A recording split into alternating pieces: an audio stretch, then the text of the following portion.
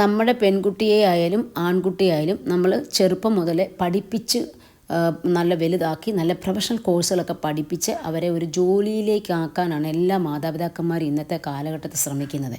പ്രത്യേകിച്ച് അവരെല്ലാവരും പറയുന്നത് പെൺകുട്ടികൾക്ക് ജോലി വേണം, ഉറപ്പായിട്ടും ജോലി എടുക്കണം എന്നാണ് പറയുന്നത്. പക്ഷേ ജോലിയൊക്കെ ചെയ്ത് അവർ ഒരു 23-24 വയസ്സാകുമ്പോൾ അവരെ കല്യാണം കഴിപ്പിക്കും. ഈ കല്യാണം കഴിപ്പിച്ച് അവർ അത്രയും ചിലപ്പോൾ ക്ലാസ്സിൽ അവർ പഠിക്കാൻ മിടുക്കികളായിരിക്കും, റാങ്ക് മേടിക്കുന്നവരായിരിക്കും, എന്നാലും ഓരോ ക്ലാസ്സിലും തോക്കാതെ ജയിച്ച് വന്നവരായിരിക്കും.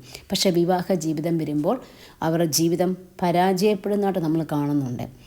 ശരിക്കും പറഞ്ഞു കഴിഞ്ഞാൽ കുടുംബജീവിതത്തിലേക്ക് കയറുമ്പോഴേക്കും ശരിക്കും യാതൊരു തരത്തിലുള്ള ഒരു ഫിസിക്കലായിട്ടോ മെൻ്റലായിട്ടോ ആൾ ഫിറ്റാണോ എന്ന് പോലും പെൺകുട്ടിയായാലും ആൺകുട്ടിയായാലും ശരിക്കും ഫിറ്റാണോ, നല്ല അവർ ഹെൽത്തി ആണോ, അവർക്ക് മെൻ്റൽ പവർ ഉള്ളവരാണോ, അവർക്ക് മറ്റ് ദുസ്വഭാവങ്ങളുള്ളവരാണോ, അവൻ എന്തെങ്കിലും മാനസിക പ്രശ്നം ഉണ്ടോ, ഇതൊക്കെ ആരും അന്വേഷിക്കുന്നില്ല ഇവിടെ.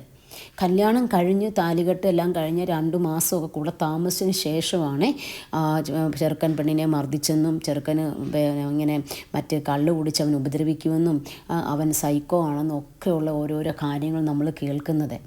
അതിന് മുന്നേ വരെ ആരും ഒന്നും ഒരിടത്തും പറയത്തില്ല. അവർക്ക് എന്തൊക്കെ ബാക്ക്ഗ്രൗണ്ട് ഉണ്ടെന്നോ ഉണ്ടെങ്കിൽ പോലും അതെല്ലാം മറച്ചു പിടിച്ച് വെച്ച് കല്യാണവും കഴിക്കും. അതിനുശേഷം പിന്നെ ഈ പെൺകുട്ടി കിടന്ന് ദുരിതം അനുഭവിക്കുകയാണ്. ഇപ്പോൾ ഇവിടുത്തെ കേസിൽ പെൺകുട്ടിയുടെ അപ്പനും അമ്മയും നല്ല സപ്പോർട്ടീവായിട്ട് പെൺകുട്ടിയെ വിളിച്ച് സ്വന്തം വീട്ടിൽ കൊണ്ടുപോകാൻ റെഡിയാണ് അവരെ.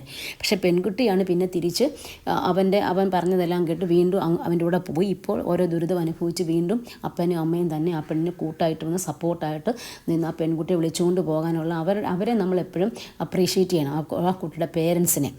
പല കുട്ടികളുടെ മാതാപിതാക്കന്മാർ പറഞ്ഞ ഒരു കാര്യം എന്ന് പറയുന്നത്, നീ അവിടെ അഡ്ജസ്റ്റ് ചെയ്ത് നിൽക്കേ, വിവാഹ ജീവിതമായി ഇങ്ങനെയൊക്കെയാണ്. അവർ നാണക്കേടിൻ്റെ പുറത്തും സമുദായത്തിൻ്റെ പുറത്തും അല്ലെങ്കിൽ സമൂഹത്തെ പേടിച്ചുമൊക്കെ പെൺകുട്ടിയോട് പറയും നീ അവിടെ തന്നെ നിൽക്കാനൊക്കെ പറയുന്ന പല മാതാപിതാക്കന്മാരും ഇന്നുണ്ട്.